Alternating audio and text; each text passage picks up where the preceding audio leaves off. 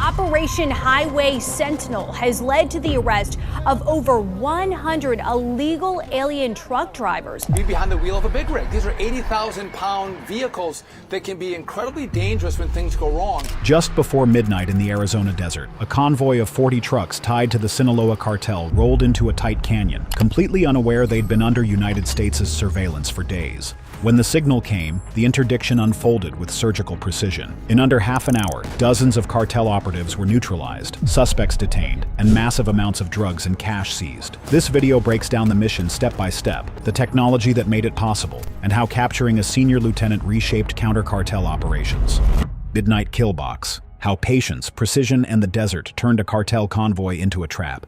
The Arizona desert at 11:47 p.m. is a place that feels empty, almost asleep. Wind drags sand across the road in lazy spirals. The sky is a hard, star-punched black. Then the headlights appear. One by one, beams of white light slice through the darkness, carving a path through dust and stone as a steel convoy charges north toward the United States border. These are not nervous couriers or jittery first-timers. This is muscle, armored trucks, mounted weapons, men who have done this run before and live to brag about it. Cash-heavy, drug-laden, and wrapped in confidence, the Sinaloa cartel moves like it owns the night. They believe the route is clean. They believe the border is already behind them. And most dangerously, they believe no one is watching. That belief is the mistake that seals their fate. It takes only minutes for U.S. troops to arrive. I think they're scoping us out in the same way we're scoping them out. What the convoy cannot see is the other desert, the invisible one layered on top of the real terrain. A desert of sensors, satellites, infrared optics, and quiet professionals who have been watching this exact movement for days. Something is already in motion above them, around them, and beneath their tires, waiting patiently for the moment when confidence turns into vulnerability. This isn't a movie scene. There's no dramatic soundtrack, no shaky handheld camera. According to the official mission timeline, at exactly 11:47 p.m. on July 14, 2025, United States Navy SEALs and Air Force assets watched a heavily armed cartel convoy roll directly into a pre-selected kill zone in Arizona. The U.S. government designated some cartels organizations, giving it even more power to hunt them down. What follows is not chaos, but control. Not improvisation, but design. The cartel's boldness wasn't strength, it was bait. Before we go any further, pause for a second. In your opinion, what was the cartel's biggest mistake? Was it underestimating American surveillance, ignoring the terrain, or trusting that this route was still safe? Drop your take in the comments before we break down how it all unraveled. To understand the weight of this operation, you have to understand who's involved. The Sinaloa cartel isn't just another criminal outfit. It's widely considered the most powerful and violent drug network on the planet, with tendrils that stretch into major American cities and quiet rural towns alike. This convoy wasn't hauling pocket money or test shipments. Intelligence estimates later revealed a staggering haul: more than 2.4 tons of methamphetamine, 500 kilograms of fentanyl, and over $50 million in cash. That kind of cargo doesn't move without supreme confidence. And yet, despite knowing exactly what was crossing the border, American forces didn't rush to intercept. No dramatic border standoff, no flashing lights, no sudden show of force. Instead, SEAL Team 6, AC-130J Ghost Rider gunships, and long-range MQ-9 Reaper drones watched and waited. Letting the convoy roll deeper into Arizona wasn't hesitation, it was strategy. Why not strike at the border? Why allow such a valuable and dangerous shipment to push farther inland? Because the trap wasn't at the line on the map. It was already waiting farther ahead. 7 days before the ambush, Navy SEALs were quietly inserted into a narrow canyon deep in the Arizona desert. The location wasn't random. This stretch of terrain was a nightmare for anyone who didn't control it. Sheer rock walls rising roughly 20 meters on either side. A corridor barely 600 meters long. One entrance, one exit. No room to maneuver, no space to scatter. In military terms, it was perfect. Under cover of darkness, the teams moved with slow, deliberate precision. Claymore mines were buried beneath fine desert sand, invisible to the naked eye. Seismic sensors were carefully camouflaged, tuned to feel the unique vibration of heavy trucks rolling overhead. Infrared cameras were tucked into rocky alcoves so seamlessly that even someone searching for them would walk right past. Above it all, an MQ-9 Reaper drone maintained persistent surveillance, tracking the Sinaloa convoy's movement from deep inside Mexico. Every kilometer, every stop, every flicker of brake lights, all of it streamed live to a command center at Davis-Monthan Air Force Base in Tucson. Inside that command room, the desert wasn't sand and stone. It was data. A massive three-dimensional display wall turned the terrain into a living grid. Vehicles lit up as moving icons. Speed, spacing, and direction were analyzed in real time. Radio chatter was intercepted and translated. The convoy wasn't just being watched, it was being studied, guided, and quietly shepherded along a path the cartel believed was safe. That illusion was intentional. From the cartel's perspective, the silence was reassuring. No border resistance, no military response, nothing to suggest danger. What they didn't know was that embedded within their operation was a guide placed days earlier, subtly steering them toward this exact canyon. Every mile forward felt like success. In reality, it was confinement tightening around them. Confidence, when reinforced, becomes blindness. At exactly 1:14 a.m., the first truck entered the canyon. Its headlights washed over stone walls that rose like closing jaws. One by one, the rest followed. Armored pickups with mounted guns, heavy cargo trucks packed with crates, more than 60 armed men who believed they were already home free. Beneath the ground, the desert woke up. Seismic sensors trembled as each vehicle passed, sending precise signatures back to the command center. On the screens in Tucson, red markers appeared in sequence, perfectly spaced. The convoy was fully committed now. Then the radios went quiet. At first, it felt like interference. A crackle, a half-finished transmission. Then nothing but static. An electronic jamming blanket had dropped over the canyon, severing the convoy's ability to communicate with the outside world. Gunmen smacked their radios in frustration, unaware that every attempted transmission was already being captured, logged, and analyzed. High above, the Reaper drone tracked the column in silence, its sensors feeding crystal-clear imagery to pilots and SEAL commanders. From that vantage point, the convoy no longer looked like individual trucks. It looked like a single armored serpent, coiled tightly inside a stone corridor with nowhere to go. This was the kill zone. On the canyon ridges, SEAL Team 6 operators lay motionless against the rock, rifles braced, optics glowing with infrared heat signatures. Each man had a designated target. Every angle was covered, every escape route was already accounted for. And still, the order came through their encrypted headsets. Hold fire. Let them go deeper. It was a pause loaded with intent, a final tightening of the trap. Because when patience meets precision, the desert doesn't just hide you, it works for you.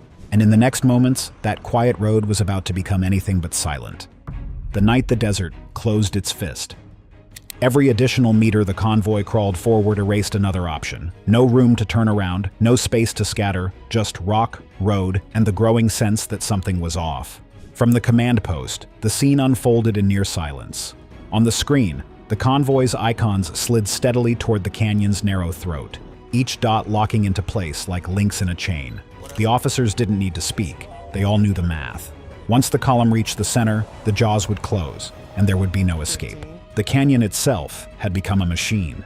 Ground sensors confirmed weight, spacing, and timing with ruthless precision. Infrared cameras hidden inside hairline cracks in the rock relayed bursts of heat from engines straining uphill. Even the tires told a story, each vibration translating into data. It wasn't surveillance anymore. It was total awareness. The desert wasn't just watching, it was listening. Inside the convoy, time moved differently. A few gunmen glanced up at the cliffs, their silhouettes unnaturally still against the stars. Shadows didn't shift the way shadows should. Something about the silence felt heavy, but nothing happened. No shots, no explosions. So they did what confident men always do when doubt whispers too softly. They ignored it. Someone laughed over the radio. Someone else shouted that the route was clear. The leader barked orders into a handset that answered with nothing but static. Still convinced the silence was a minor technical issue, it wasn't. The trucks pressed on, headlights bouncing off canyon walls that seemed to inch closer with every second. Up on the ridges, every SEAL had the same thought. The steel snake was fully inside the box. Triggers were ready, targets were locked. And still, the order to fire hadn't come. That waiting was the hardest part.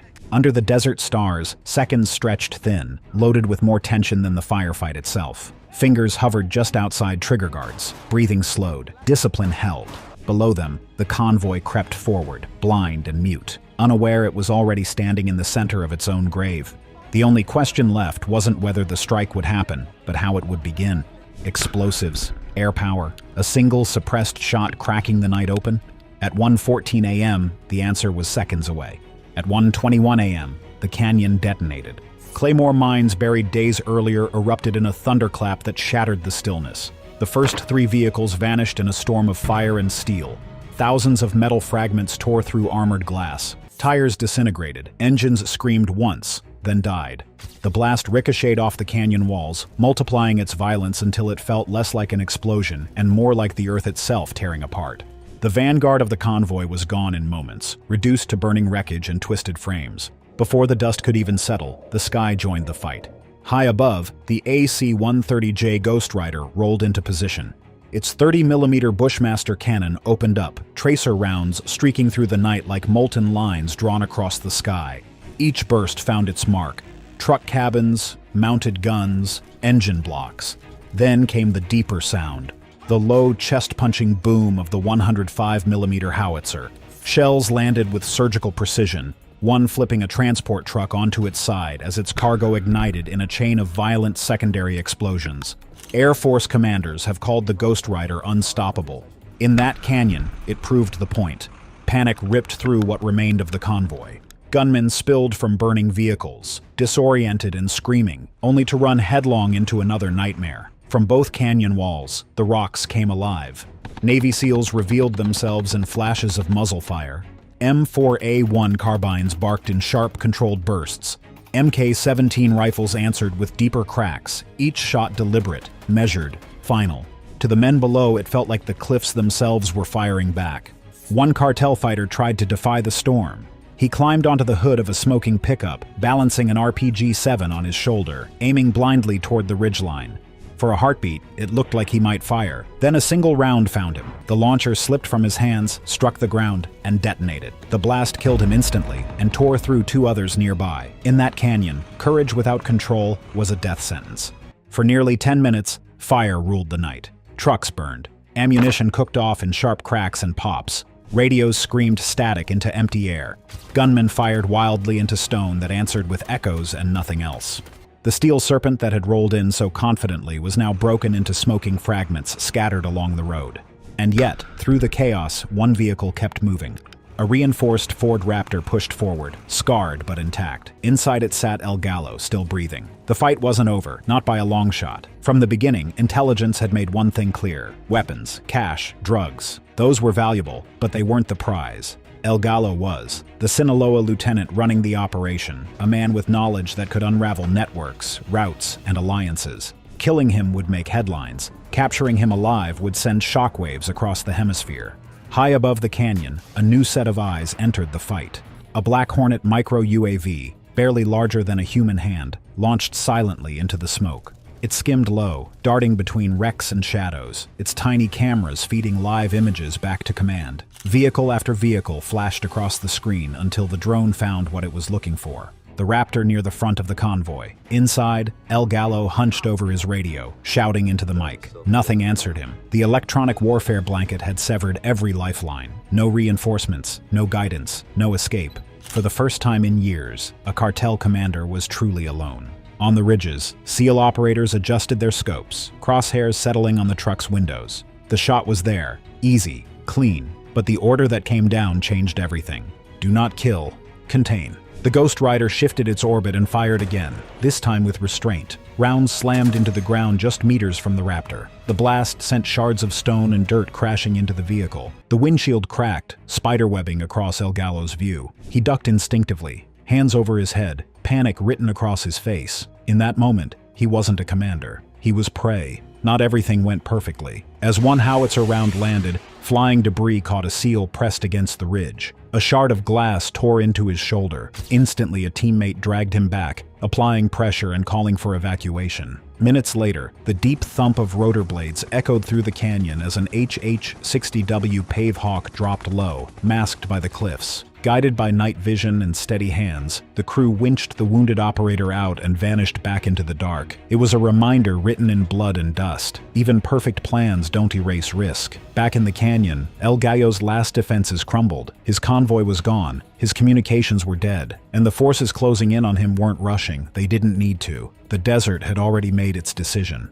The capture that shattered a cartel, how one canyon ended, the illusion of invincibility.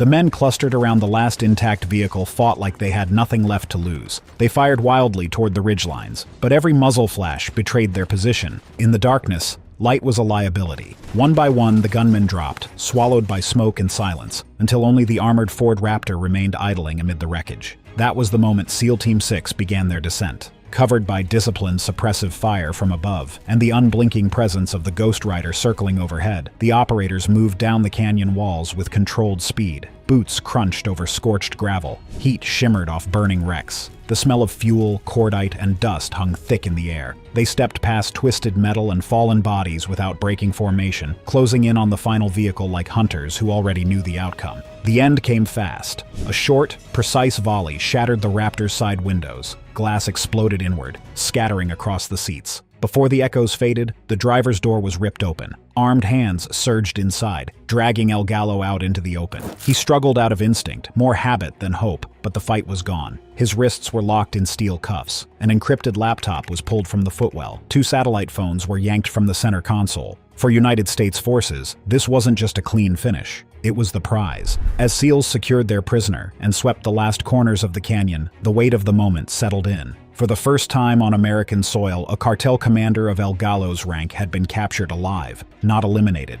not escaped, taken. That single fact would echo far beyond Arizona. The canyon still burned. The Ghost Rider continued its slow, menacing orbit. But the fight was already over. Amid the wreckage of trucks and the silence of fallen gunmen, El Gallo's capture marked a turning point. The United States hadn't just destroyed a convoy. It had cracked the myth of Sinaloa invincibility wide open. 27 minutes after the first mine detonated, the canyon finally fell quiet. Gunfire faded into memory, replaced by the soft roar of flames chewing through twisted steel. What had entered as a proud armored column was now nothing more than debris scattered across 600 meters of stone and dust. The numbers told the story with brutal clarity. 47 cartel gunmen lay dead. 19 more were taken alive. Not a single vehicle remained capable of escape. It was devastating, and it was deliberate. Federal agents moved in once the area was declared secure. Every crate of methamphetamine, every sealed bag of fentanyl, every stack of cash packed into plastic bins was cataloged and seized. The shipment represented billions of potential street doses, enough to deepen an epidemic already described by health officials as the deadliest drug crisis in American history. Alongside the narcotics were dozens of heavy weapons, machine guns, grenade launchers, ammunition by the case. DEA specialists worked methodically through the smoke, floodlights cutting through the haze as evidence kits snapped open and cameras clicked. Nothing was rushed or missed. Yet the most valuable prize wasn't drugs or guns. It was the man now sitting in flex cuffs at the edge of the canyon, El Gallo. His laptop, encrypted phones, and contact lists were secured within minutes and flagged for immediate transfer to forensic labs. Analysts already knew what those devices represented: routes, safe houses, financial channels, corrupt officials, a map of the cartel's inner machinery, waiting to be pulled apart, thread by thread. Above, SEAL operators completed their final sweep. Every body checked, every survivor secured. No one slipped into the dark. The Ghost Rider peeled away from its orbit, mission complete. The MQ-9 Reaper climbed back into the higher desert sky, resuming silent watch in case anyone was foolish enough to respond. No one did. By dawn, the canyon belonged entirely to the United States. As sunlight spilled over the cliffs, the scene transformed into something almost unreal. Blackened truck frames smoldered in the morning glow. Burned-out engines sat frozen mid-collapse. Golden light poured down the rock walls, illuminating the aftermath with unforgiving clarity. Confidence had turned into catastrophe in less than half an hour. SEALs stood among the wreckage, silhouettes framed by the rising sun, while DEA teams continued cataloging the seized fortune. For them, this wasn't just another operation logged and filed away. It was proof. Proof that the cartel's carefully cultivated image of untouchability could be shattered decisively on American soil. Strategically, the ambush struck like a hammer to the Sinaloa cartel's supply chain, losing tons of narcotics and tens of millions of dollars hurt, but the capture of a senior lieutenant cut far deeper. El Gallo's knowledge was a force multiplier. His understanding of routes, personnel, and protection networks represented months, if not years, of intelligence gains. Later assessments would call the operation one of the most effective single blows ever dealt against cartel operations inside the United States. Not because of the body count, but because of what followed. Arrests, raids, financial seizures. Entire corridors went dark in the weeks that followed. And the message traveled fast. It wasn't aimed only at Sinaloa. Every criminal organization watching took note. The United States had demonstrated it could wait, observe, and strike precisely when escape was impossible. No rushed interdictions or reactive moves, just patience, planning, and overwhelming control. As the last fires sputtered out and the desert returned to silence, the symbolism became unavoidable. The canyon floor, littered with destroyed vehicles and abandoned weapons, had become more than a battlefield. It was a monument to restraint, coordination, and force applied at exactly the right moment. To the cartel, it was a nightmare realized. To Washington, it was a promise delivered.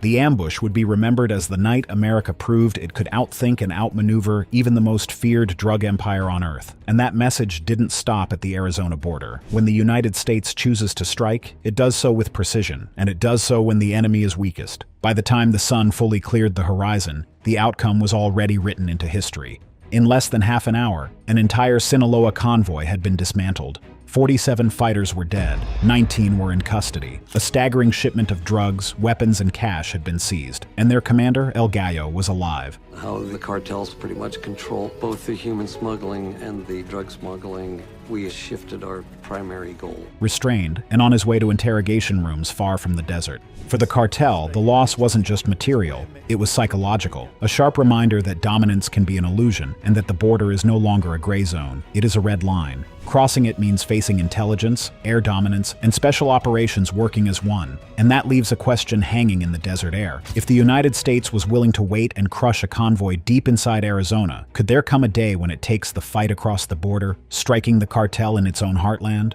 Just how dangerous is an enemy that America is willing to bet everything to stop? Inside the Sinaloa cartel, how a mountain smuggling ring became the world's most powerful drug empire.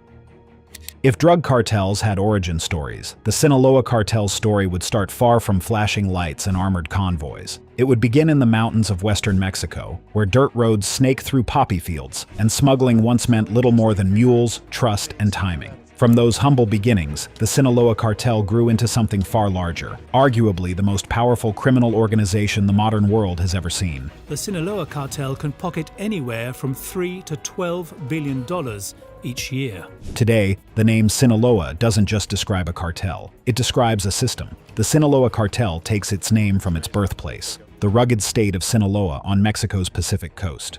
For decades, this region was known less for violence and more for geography. Remote hills, tight-knit rural communities, and terrain that made law enforcement slow and predictable. Perfect conditions for smuggling. The cartel's roots stretch back to the late 1960s, when Pedro Aviles Perez began moving marijuana across the border into the United States. At the time, it was a relatively small operation, but Perez introduced an innovation that would change the game: aircraft. Instead of relying solely on land routes, he used planes to move drugs faster and farther than authorities expected. It was a leap forward, and it trained a generation of traffickers who would later dominate the trade. Those early years weren't about brute force. They were about logistics, relationships, and patience. Violence existed, but it wasn't yet the brand. That would come later. The next major chapter arrived with Miguel Angel Felix Gallardo, often called El Padrino. In the late 1970s and early 1980s, Gallardo co-founded what became known as the Guadalajara Cartel. This organization didn't just move drugs, it organized the entire trafficking landscape in Mexico. Under Gallardo's leadership, trafficking corridors along the United States border were coordinated, protected, and taxed. Independent smuggling groups operated under a loose federation, kicking up profits in exchange for access and protection. For a time, it worked smoothly. Then Gallardo was arrested in 1989. What followed wasn't collapse, it was fragmentation. The Federation splintered into rival groups, each inheriting territory, roots, and grudges. Out of that fracture emerged several powerful cartels, including the one that would dominate them all, the Sinaloa cartel. A legendary boss of the Sinaloa cartel and ranking as the 701st richest person in the world. Through the 1990s and early 2000s, Sinaloa found its most famous face in Joaquin El Chapo Guzman. Charismatic, ruthless, and obsessively detail-oriented, Guzman helped transform Sinaloa from a regional power into a global machine. Under his leadership, the cartel embraced adaptability. When rivals fought loudly and visibly, Sinaloa preferred patience. When routes were blocked, it dug tunnels, sometimes elaborate enough to include rail systems, ventilation, and lighting. When borders tightened, it shifted to maritime shipments, corrupt port officials, and international supply chains. Violence was still part of the equation, especially during brutal wars with rivals like the Tijuana Cartel, the Gulf Cartel, and later the Jalisco New Generation Cartel. But Sinaloa's reputation wasn't built solely on brutality. It was built on efficiency. The cartel learned a critical lesson early. Chaos draws attention. Stability makes money. At its core, the Sinaloa cartel is a drug trafficking and money laundering organization, but calling it that undersells its scale. Over the decades, the cartel diversified aggressively. It became a dominant player in cocaine trafficking from South America, working closely with producers in Colombia, Peru, and Bolivia. It expanded heroin distribution during the second wave of the United States opioid crisis, then pivoted hard into fentanyl as synthetic opioids flooded the market. Fentanyl changed everything. Cheap to produce, easy to transport, and devastating in impact, it helped trigger the deadliest drug epidemic in American history. By the mid-2010s, Sinaloa was one of the primary organizations pushing fentanyl into United States cities, often mixed into other drugs without users' knowledge. Methamphetamine also became a cornerstone. Large-scale labs supplied cities like San Diego, Atlanta, and beyond. Meanwhile, cannabis operations expanded into remote forests and deserts in California, quietly feeding legal and illegal markets alike. In short, Sinaloa sells whatever demand rewards. Ideology doesn't matter. Profit does. One of Sinaloa's defining traits is its reach. This isn't a cartel confined to one border or one country. Inside Mexico, it maintains influence across dozens of states, from its home base in Sinaloa to Baja California, Sonora, Chihuahua, Jalisco, and far beyond. In Sinaloa itself, control has often been split between factions loyal to Ismael El Mayo Zambada and those aligned with the sons of El Chapo, known as Los Chapitos. Outside Mexico, Sinaloa operates across Latin America, the Caribbean, Canada, and the United States. It has moved into Pacific markets like Australia and New Zealand, where drug prices are higher, and it sources precursor chemicals from China to fuel synthetic drug production. This global presence is no accident. Sinaloa operates like a multinational corporation, outsourcing production, diversifying markets, and insulating leadership from risk wherever possible. What truly sets the Sinaloa cartel apart is its style. Unlike rivals who rely heavily on shock and awe violence, Sinaloa has often preferred negotiation, bribery, and quiet control. It builds alliances where possible, absorbs smaller groups when useful, and avoids unnecessary bloodshed when it threatens business. That doesn't mean it's gentle. When violence is required, it's decisive. But the cartel's reputation is built more on inevitability than terror. It waits, it studies, it moves when conditions are perfect. This mindset has helped it survive arrests that would cripple other organizations. Perhaps Sinaloa's most powerful tool isn't drugs or guns, it's corruption. For years, allegations have surfaced accusing Mexican police, military units, and political figures of colluding with the cartel. Investigations, trials, and testimony have painted a picture of systematic bribery reaching into the highest levels of government. In the United States trial of Joaquin Guzman, witnesses claimed that former Mexican officials accepted enormous bribes in exchange for protection. In 2023, former Mexican Public Security Secretary Genaro Garcia Luna was convicted in the United States for accepting millions in bribes from Sinaloa. The bombshell case here in New York, Genaro Garcia Luna, Mexico's former top security official. Former insiders have described the cartel's access to sensitive law enforcement information as a strategic advantage, allowing leaders to evade capture and dismantle rival groups with help from compromised institutions. This web of influence didn't make Sinaloa invincible, but it made it resilient.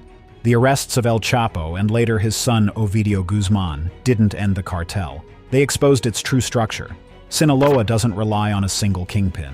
Leadership has long been shared between factions, particularly the old-school pragmatism of El Mayo Zambada and the younger, more aggressive approach of Los Chapitos. When leaders fall, replacements rise, operations continue.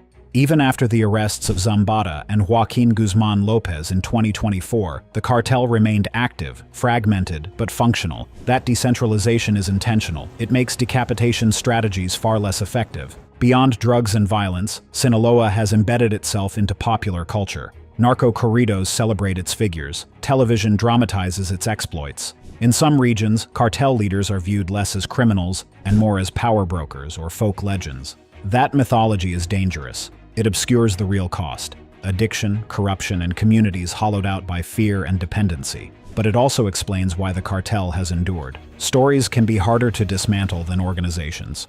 As of 2025, the Sinaloa cartel remains the dominant force in Mexico's drug trade. United States intelligence agencies consider it the largest and most powerful trafficking organization in the world, surpassing even the infamous Medellin cartel at its peak. Its continued existence isn't a failure of arrests or enforcement alone. It's a reflection of global demand. As long as narcotics generate enormous profits, organizations like Sinaloa will adapt to meet that demand. What makes Sinaloa different is how well it adapts. It doesn't rush. It doesn't panic, it learns. From mountain smugglers to a transnational empire, the Sinaloa cartel represents the evolution of organized crime in the modern age, less visible, more calculated, and deeply embedded in the systems meant to stop it, which is why operations against it, like the ambush in the Arizona Canyon, matter so much. They don't just disrupt shipments. They challenge a belief the cartel has relied on for decades. That belief is simple, that Sinaloa is inevitable. And every time that belief cracks, the entire structure trembles. The Sinaloa cartel's uneasy war with United States power. For decades, the Sinaloa cartel has thrived on a dangerous myth that it could outmaneuver everyone, rival cartels, Mexican authorities, and even the United States, sometimes through brute force, sometimes through backroom deals, and sometimes through sheer audacity. Sinaloa built an empire that stretched from jungle airstrips to American city streets. But whenever that empire collided directly with United States power, the results were far more complicated and far more revealing than the cartel liked to admit. One of the most controversial chapters surfaced in 2012 when Newsweek reported explosive allegations from a former Sinaloa insider turned informant, backed by former DEA agents. A former drug enforcement agent assigned to the Nogales office pleaded guilty to selling firearms without a federal license. At the center of the storm was Humberto Loya Castro, Joaquin El Chapo Guzman's legal advisor. A dramatic moment in a Brooklyn courtroom today. Mexican drug king Joaquin El Chapo Guzman. According to these claims, Loya Castro had quietly become a key informant for the DEA as early as 2005, while allegedly feeding United States authorities intelligence on rival cartels even earlier, dating back to the 1990s. The information he provided was devastatingly effective. It helped dismantle the Tijuana cartel, Sinaloa's fiercest rival at the time, and contributed to the eventual death of Arturo Beltran Leyva, a former Sinaloa ally who later led a violent splinter faction. In return, Loya Castro allegedly received immunity from prosecution, while United States agencies focused their firepower on Sinaloa's enemies rather than its leadership. These were not just rumors whispered in back alleys. Court documents obtained by El Universal appeared to confirm that United States authorities had struck agreements shielding Sinaloa figures from extradition and prosecution in exchange for intelligence that could be weaponized against competing cartels. To many observers, this looked less like law enforcement and more like strategic manipulation of the criminal underworld. Mexican officials seem to think so too. Leaked emails from the Stratfor breach in 2012 revealed conversations suggesting that some Mexican diplomats believed United States officials were quietly assisting the Sinaloa cartel's dominance. The logic, according to these claims, was brutally pragmatic. Protect one powerful cartel to weaken the rest and reduce overall violence. This view was reinforced by a Mexican foreign agent, codenamed MX1, and echoed publicly by Guillermo Terrazas Villanueva, a former spokesman for the state of Chihuahua, who bluntly accused United States officials of trying to manage the drug war rather than end it. But cooperation, whether real or perceived, did not mean immunity forever. When United States forces and agencies decided to move directly against Sinaloa interests, the confrontations were swift and unforgiving. One of the clearest examples came through the DEA's long-running operations targeting Sinaloa's distribution networks inside the United States. Massive busts in cities like Chicago, Phoenix, and Atlanta dismantled logistics hubs that funneled tons of narcotics northward. Warehouses were raided, cash couriers intercepted, and high-ranking lieutenants extradited to face United States courts, places where bribery held far less power. Then there was Operation Fast and Furious, a name that still sparks anger on both sides of the border. In March 2015, the BBC program This World aired an episode titled Secrets of Mexico's Drug War, exposing how the United States Bureau of Alcohol, Tobacco, Firearms, and Explosives allowed licensed gun dealers to sell weapons to illegal buyers linked to Mexican cartels, particularly Sinaloa. The idea was to track the guns and map cartel networks. In reality, many of those weapons vanished, later resurfacing at crime scenes soaked in blood. For the cartel, it was another example of how United States' actions, intentional or not, fed directly into their war machine. The documentary also revisited claims made by Vicente Zambada Niebla, the son of Sinaloa kingpin Ismael El Mayo Zambada. After his arrest, Zambada Niebla argued in United States court that he was entitled to immunity because the cartel had allegedly acted as an intelligence partner for both Mexican and American authorities. He claimed Sinaloa leaders routinely shared information about rival cartels, shaping the battlefield in their favor. When the United States Justice Department blocked Humberto Loya Castro from testifying, citing national security concerns, critics saw confirmation that uncomfortable truths were being buried. Beyond courtrooms and documentaries, confrontations sometimes turned deadly. United States agents operating alongside Mexican forces were involved in joint operations that ended with firefights, helicopter insertions, and the capture or killing of high-value Sinaloa targets. The takedown of cartel engineers, chemists, and security chiefs showed that when the United States committed fully, intelligence, technology, and pressure, the cartel bled expertise it could not easily replace. Perhaps the most symbolic collision came with Joaquin Guzman himself. His capture, escape, and eventual extradition to the United States marked a turning point. Once inside a United States courtroom, stripped of political protection and cartel muscle, the myth collapsed. His conviction and life sentence sent a clear message. Deals have limits, and legends eventually meet judges. In the end, the relationship between the Sinaloa cartel and United States power has never been simple. It has swung between covert cooperation, cold indifference, and open confrontation. Sometimes the cartel exploited cracks in the system. Other times, it slammed headfirst into a wall of surveillance, prisons, and federal law. What remains undeniable is this: every time Sinaloa collided directly with the United States, the illusion of total control fractured, and in those fractures, the real cost of the drug war became impossible to ignore. Please click the cards on the screen now for more interesting videos.